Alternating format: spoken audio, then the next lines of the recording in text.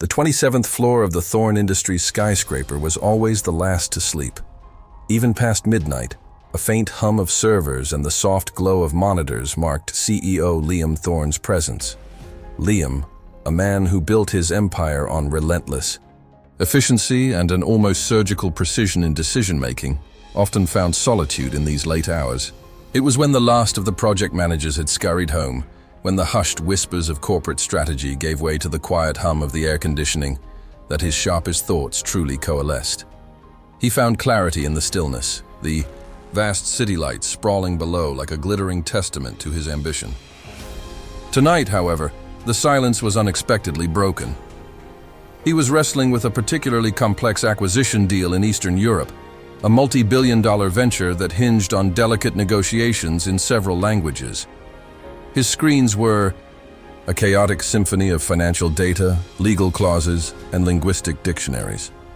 Frustrated by a nuanced phrase in a Bulgarian contract, he leaned back in his ergonomic chair, rubbing his temples. That's when he heard it, a soft, melodic murmur from the hallway, just outside his office door. It was Amara Sharma, the night janitor. Liam knew her by sight, a quiet, unassuming woman in her late 20s or early 30s, always dressed. In her standard grey uniform, her dark hair neatly pulled back. She moved with an almost ethereal grace, a silent presence that meticulously cleaned the sprawling offices. He barely registered her existence beyond the faint scent of lemon polish that sometimes wafted into his private space. But tonight she wasn't silent. She was speaking, and it wasn't English. The first words were fluid, a rapid-fire exchange of syllables that sounded distinctly French. Liam, who spoke conversational French from years of international business, recognized it. Instantly, he frowned, intrigued.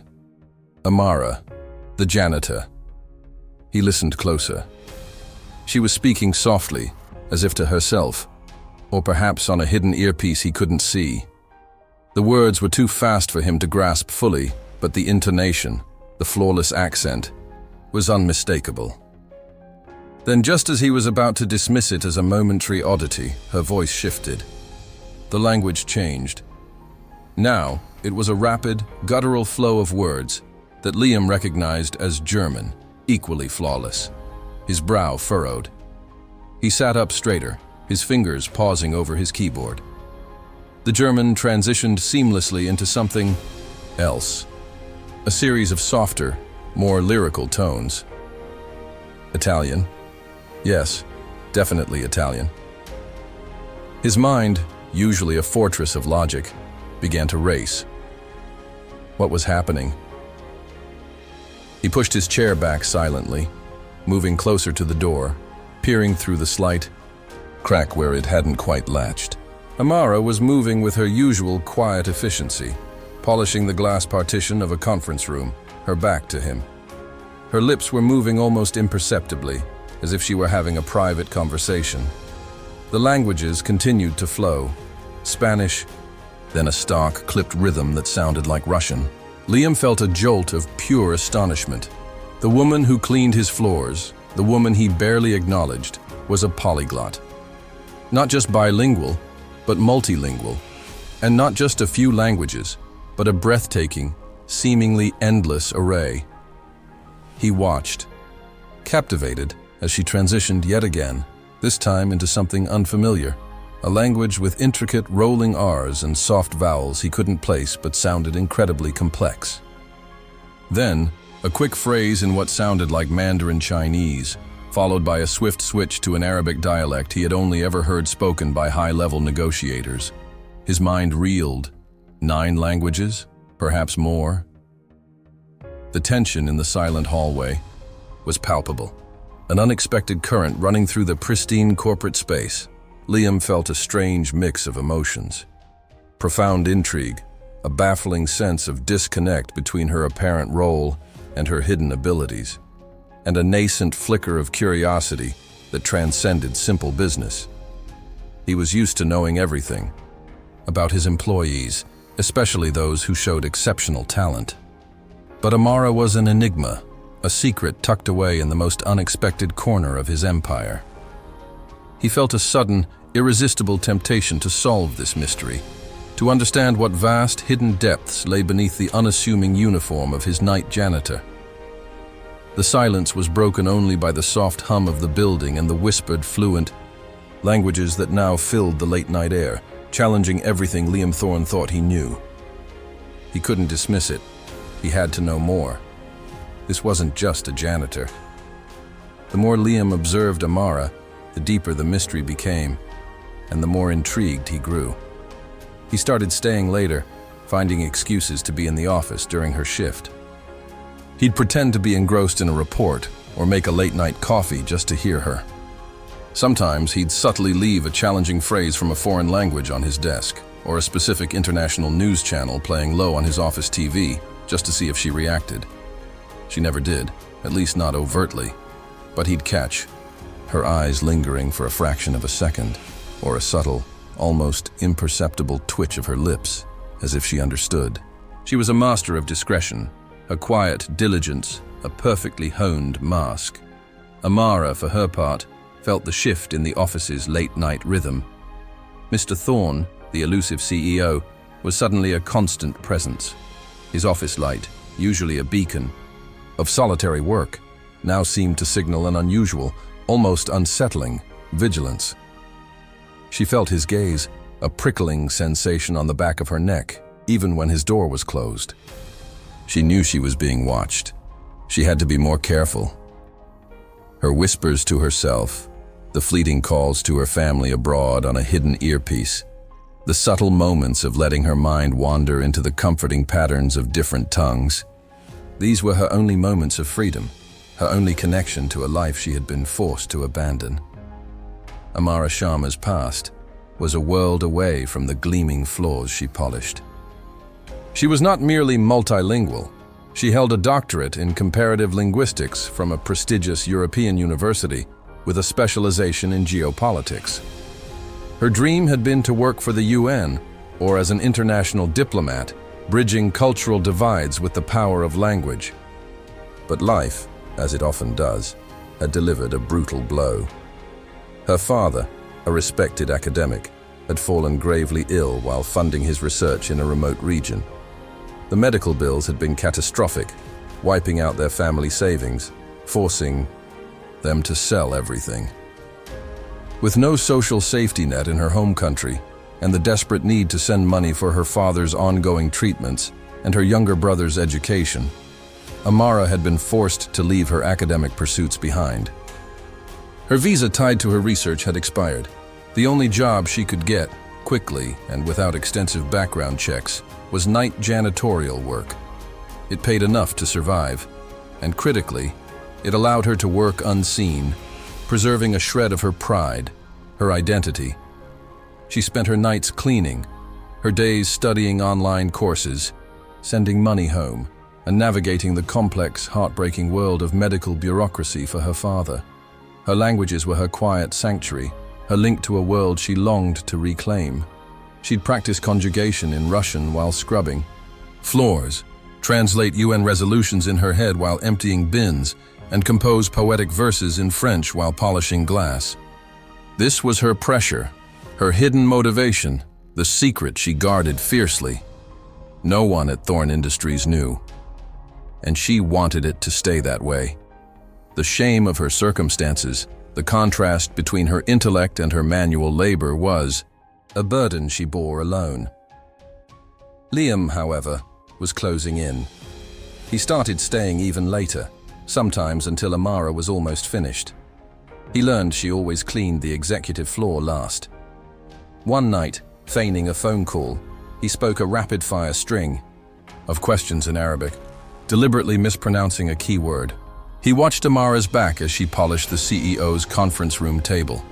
There was a pause in her movements, almost imperceptible, then a subtle, involuntary correction of his pronunciation, a clear, soft murmur from her lips, spoken instinctively, before she resumed her cleaning as if nothing had happened.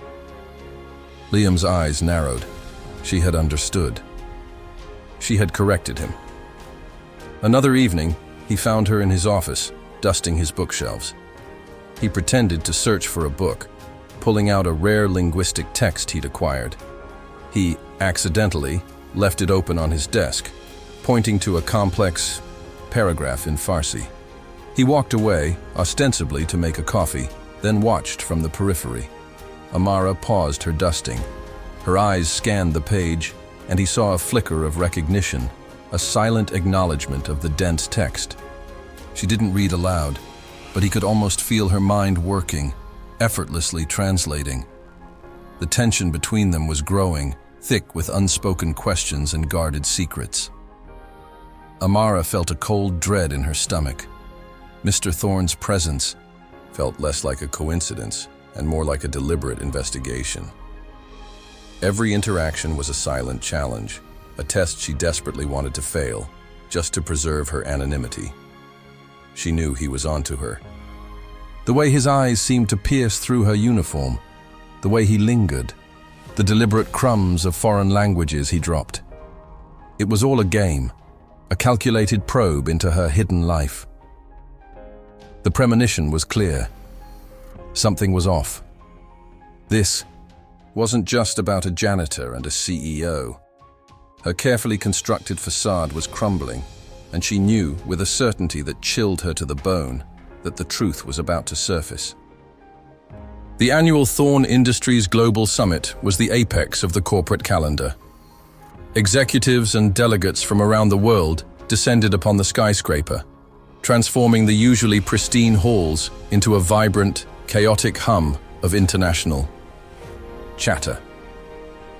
Liam Thorne, in his element, moved through the throng, effortlessly navigating discussions in English, French, and German.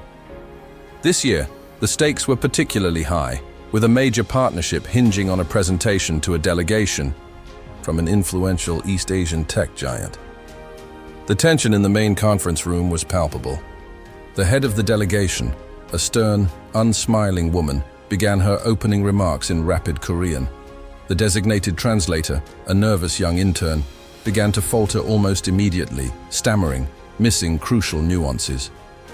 The delegation head's expression hardened. Liam felt a cold sweat prickle his neck. This was a disaster. Miscommunication here could cost billions. As the intern stumbled through a particularly complex sentence, a soft, clear voice, speaking perfect, nuanced Korean, offered a gentle correction from the back of the room. The delegation head paused, her eyes narrowing. All heads turned. It was Amara. She had been quietly collecting used coffee cups from the periphery of the room, almost invisible in her uniform. But her innate linguistic precision, her professional instinct, had overridden her need for anonymity. She hadn't meant to intervene, but the error was too glaring, the stakes too high. Liam's eyes snapped to her. Amara froze, caught in the sudden, blinding spotlight. The delegation head's gaze sharpened, her expression changing from irritation to profound interest as she heard the perfect pronunciation and culturally sensitive correction. She continued her speech, directing her words subtly towards Amara, as if testing her. And Amara, her face pale, her heart hammering, found herself compelled to respond, to translate, to clarify. She had no choice. She started translating seamlessly, effortlessly, her voice clear and precise, bridging the gap between the two cultures. The room fell silent in awe. Liam watched, stunned, as Amara moved from Korean to Japanese, then to Mandarin Chinese, flawlessly capturing every nuance, every subtle inflection, every implied meaning. She wasn't just translating, she was interpreting, mediating, understanding the underlying cultural contexts that even professional translators sometimes missed. The delegates listened, their expressions shifting from surprise to admiration. The initial tension in the room dissipated, replaced by a growing sense of ease and understanding. When the presentation concluded, the head of the East Asian delegation walked directly to Amara, bypassing the bewildered intern and even Liam himself. She spoke to Amara in rapid Cantonese, her face alight with genuine respect. Amara responded in kind, their conversation flowing. effortlessly, two brilliant minds connecting across cultural divides. Liam felt a complex mix of awe, shock, and a profound sense of betrayal. Not betrayal from Amara, but from himself. He had dismissed her, overlooked her, categorized her based on her uniform. He had walked past a genius, a woman of extraordinary talent and intellect, every single day, and seen only a janitor. The truth of her identity, her staggering abilities, was a brutal mirror reflecting his own assumptions and superficial judgments. He approached Amara, his voice low, tinged with disbelief. "Amara," he began, Why are you a janitor?"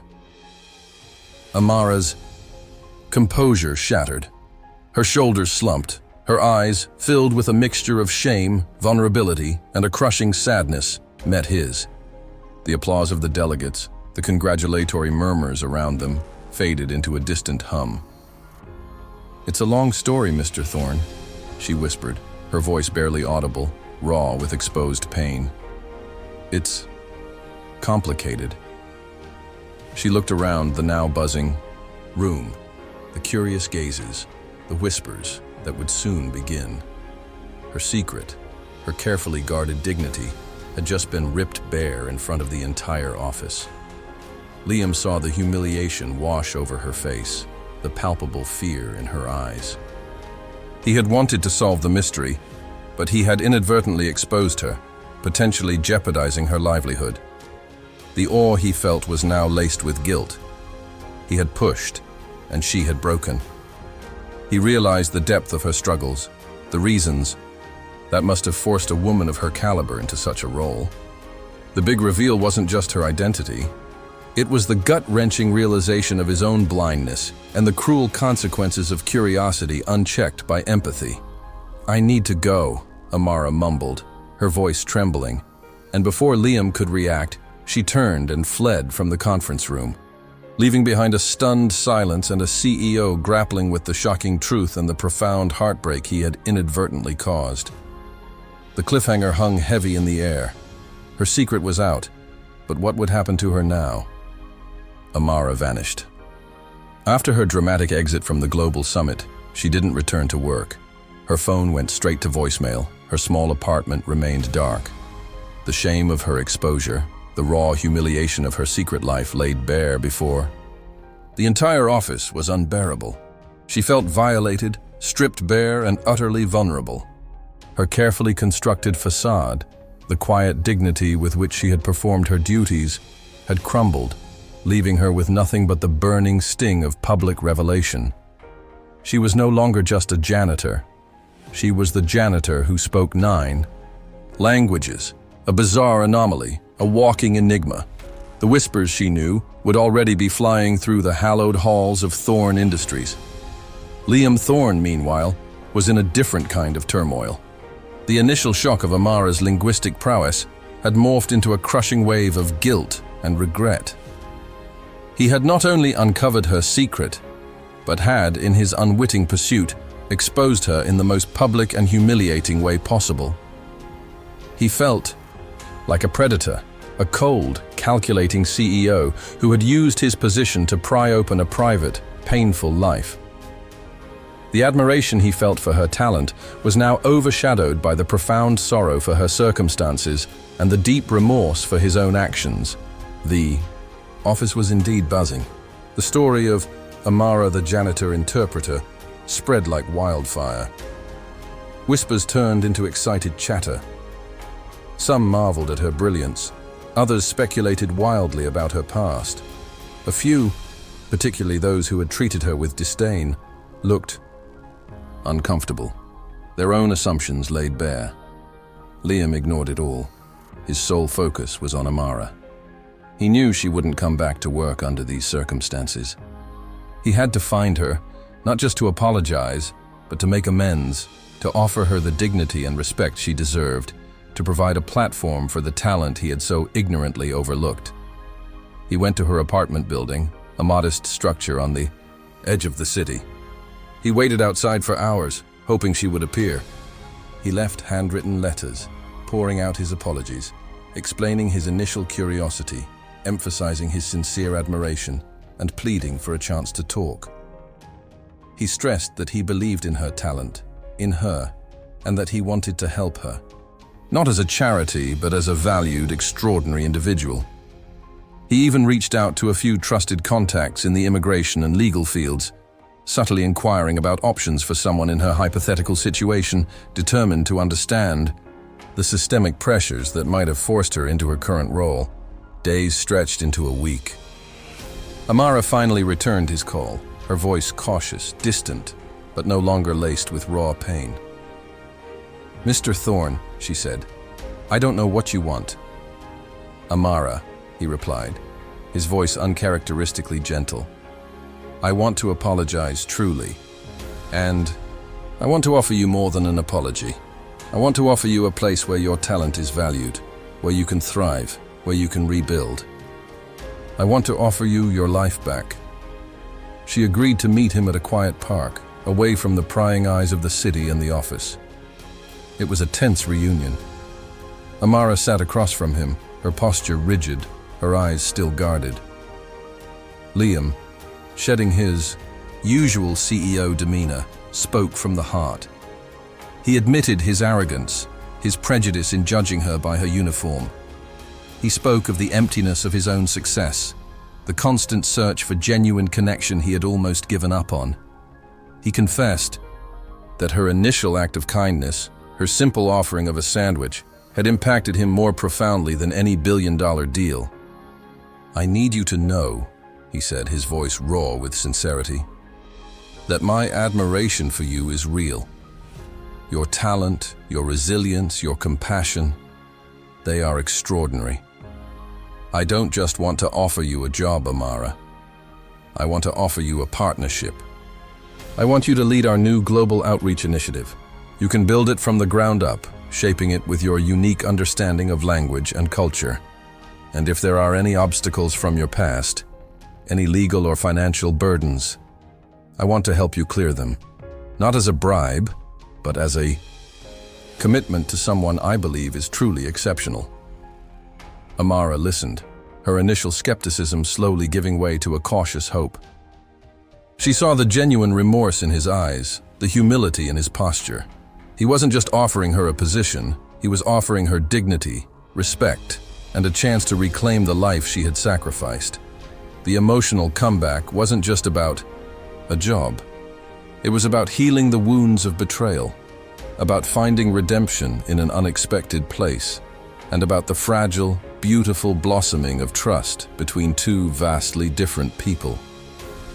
She looked at Liam, no longer seeing just the powerful CEO, but the man who had seen beyond her uniform, the man who was now, with genuine sincerity, trying to make things right. Amara accepted Liam's offer. The transition was swift and quiet, handled with the utmost discretion by Thorne Industries HR. She wasn't just given a new role, she was given a voice, a platform, and a sense of belonging she hadn't felt in years. She became the Director of Global Communications for Thorne Industries' new philanthropic arm, a division dedicated to fostering international educational exchange and cultural understanding, a perfect fit for her unique skills and her compassionate heart. She excelled, her brilliance shining unimpeded by the shadows of her past. She connected with delegates, brokered deals, and inspired her team, all with the same quiet dignity she had once brought to her cleaning duties. Liam watched her thrive, a profound sense of satisfaction settling in his chest. He saw her leading meetings, her face alight with passion as she spoke in various languages, effortlessly commanding respect. He saw the genuine smiles she exchanged with colleagues, the easy camaraderie she built. His office, once a symbol of his isolated ambition, now felt imbued with a new warmth, a new purpose. He had learned to see beyond the surface, to recognize the profound value in unexpected places, to understand that true strength lay not just in financial power, but in empathy, compassion, and the courage to admit when you were wrong. Their professional relationship deepened, evolving into something far more personal. They shared late-night coffees, not in his office, but in quiet cafes, discussing everything from global politics to their shared love for classical music. Liam found himself opening up, revealing his own vulnerabilities, his struggles with leadership, the quiet loneliness of his position. Amara, in turn, shared more of her past, the sacrifices, the fears, the unwavering hope that had kept her going. Their connection was built on a foundation of mutual respect, understanding, and a shared history that was unique and deeply intimate. One evening, months after her new role began, Liam found Amara meticulously arranging a display of international flags in the lobby, a part of a new cultural awareness initiative she had spearheaded. She moved with the same quiet grace he had first observed, but now her uniform was a stylish business suit, her posture radiating confidence. "Beautiful, Amara," Liam said, stepping beside her. She smiled, a genuine warm smile that reached her eyes. "Thank you, Liam. It feels good to create something meaningful." He looked at her, then back at the flags, a profound realization settling over him. "You know," he began, his voice soft, "when I first heard you, I thought it was just a mystery to solve. I had no idea you would become the most important discovery of my life." Amara's gaze met his, her eyes twinkling with a shared history. "And I had no idea that the man who seemed so cold, so distant, would turn out to be the one who finally saw me, truly saw me." And here was the final twist, the quiet understanding that defined their unique bond. Amara had, in fact, always known. That subtle scent of expensive aftershave, the deliberate mispronunciation of Arabic words, the linguistic text left open on his desk. She had noticed it all. She had felt his eyes on her. She had known in her gut that the homeless man was not truly destitute, and that the CEO was conducting some kind of unconventional test. But she had chosen kindness anyway. She had continued to offer her small comforts, her genuine warmth, not because she believed he was suffering, but because that was simply who she was. Her compassion wasn't a transaction. It was an innate, unwavering part of her character. She had given freely, even when a part of her suspected the truth, because that was her nature. And it was that pure, unconditional kindness that had ultimately broken through Liam's cynicism, melted his guarded heart, and led him to a love he never knew he needed. He reached out, gently taking her hand. His fingers, once calloused from a life of power, now felt a soft warmth that connected them beyond titles, beyond past deceptions. He had set out to find integrity, to test humanity, and in doing so he had discovered a love that transcended all expectations. Their story, a testament to hidden depths and surprising connections, whispered a profound truth through the hushed halls of Thorne Industries. Sometimes, the most extraordinary treasures are hidden in plain sight, and the greatest love is found when you dare to see beyond the uniform, beyond the facade, and into the true heart of another. Here are the character prompts. Scene prompt for Part 1, video description, keywords, hashtags, and thumbnail prompt, all tailored to your story. CEO hears janitor speak, 9 languages. What happens next? Leaves the hole. Office stunned.